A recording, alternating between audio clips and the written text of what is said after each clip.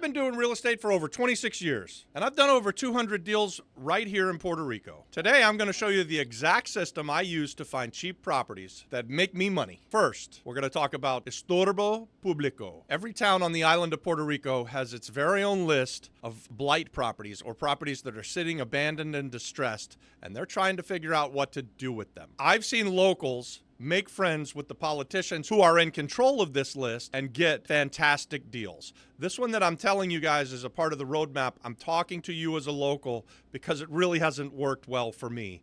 I could go in and talk to the mayor. Why is he going to give me one of those properties? I don't represent the voting base for him, so it's really not something that it's going to work for me. But I like to partner with locals, and if you can do that, if you know someone in your local municipality who's in control of this list, there could be great deals for you. And if you want to partner with me, leave me a comment. I don't think you're going to find these things online. I think this is a personal relationship where you're going to show up in person, ask the people in charge about these houses, and build relationships. Puerto Rico is Relationship Island, guys. Stick around, because that wasn't one of my favorite ways to buy properties on the island, but these next few strategies, they are. Strategy number 2 is actually going to look at the foreclosures in every municipality on the island of Puerto Rico. And this is a big one, guys. This is the way that we've made our money in real estate investing long before we ever came to the island of Puerto Rico. I used to buy 2 houses a week across the state of Florida at the foreclosure sales, and now we're implementing this strategy here on the island of Puerto Rico, and it's gonna pay off big time. In Puerto Rico, like in most places in the US, the courts will post foreclosure cases publicly, but almost no one is watching them. And unlike in the States, it's not so easily to get. So when I'm looking at a foreclosure sale in Orlando, Florida, I can go and pull up a site and bid online. Life is easy. I can bid on case after case and county after county, sitting from the comfort of my home. That's not true on the island of Puerto Rico, and this is one of the reasons that this is one of my favorite strategies moving forward, because I like to do the hard stuff that nobody else will, and that's where we find the big profits. So let me tell you, we're looking for auctions where the debt is low, the location is good, and the comps are strong. And this can be a gold mine, especially if you know how to read the court documents. And guess what, guys? These court documents that I'm telling you you've got to read, they're written in Spanish, so it's going to be very helpful if you're at least bilingual. So for me, going and reading these documents takes a ton of effort. I like to partner with locals. Again, I say that again and again on all of these videos. This is one place where we are. Adon and I go to this foreclosure sale, and he's able to read the court documents, and we've got a couple of other people on the team that help us out as well. But it's not something that's really for me. If you're a local, it's easier for you. Don't go anywhere. I'm going to show you how to find diamonds buried in bad listings. I love buying foreclosures from my home in Orlando, Florida, because I can do it from my house in my underwear. And here's a photo. All right, let's talk about the overlooked listing play. We love to look at these listings that have gone out there and have been out there for a long, long period of time, and they haven't sold, or maybe they're not even on the market anymore. These are where you're going to find the diamonds. People wanted to sell, but they couldn't find a buyer. And guys, the market here on the island of Puerto Rico, it's not very efficient.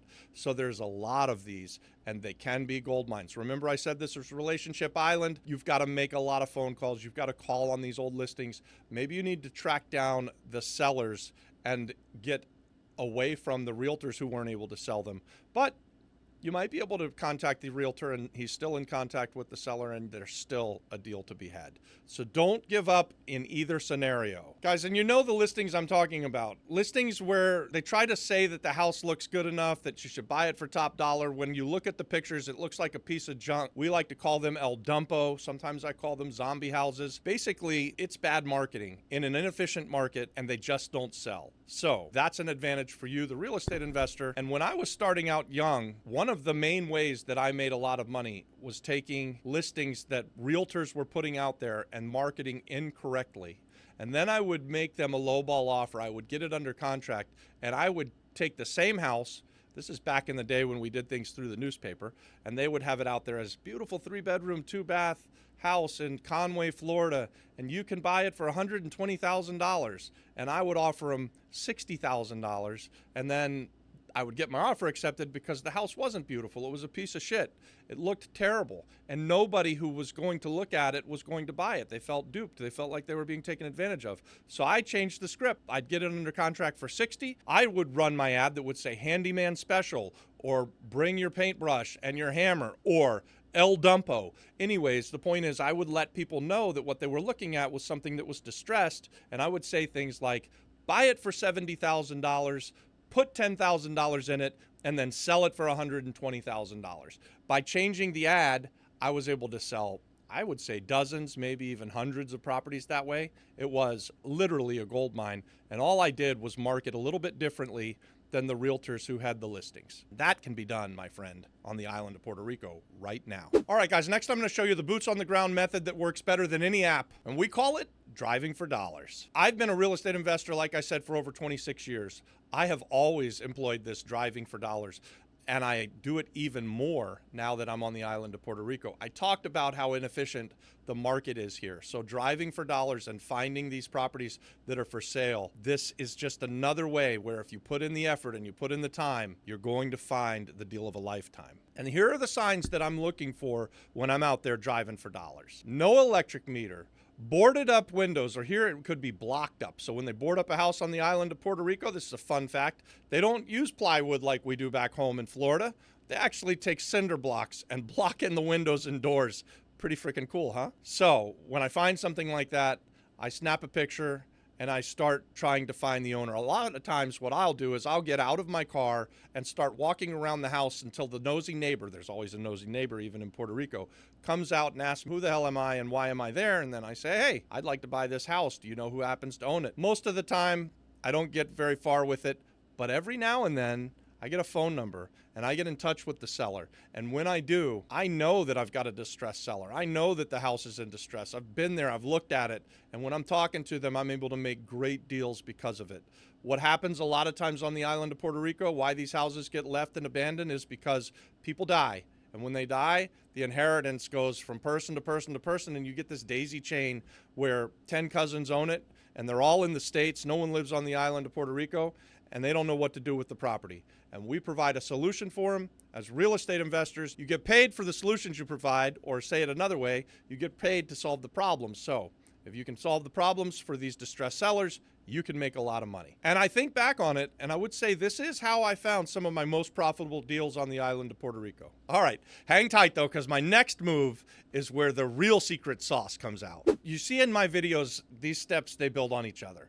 I like to talk to the locals in the neighborhood where we're finding the zombie houses. So that means I'm talking to the nosy neighbor. I'm talking to the guy who's sealing the roof of the house next door. I'm talking to the contractors that are renovating the house around the block. These locals know everything about the neighborhood. They know who passed away. They know which houses have been abandoned for dozens of years. They know who's behind on their mortgage even, guys. We've literally had people hand us keys just because we asked. We did that recently actually on a foreclosure that we just bought, fixed up, and then we just sold. I'll do another video on that.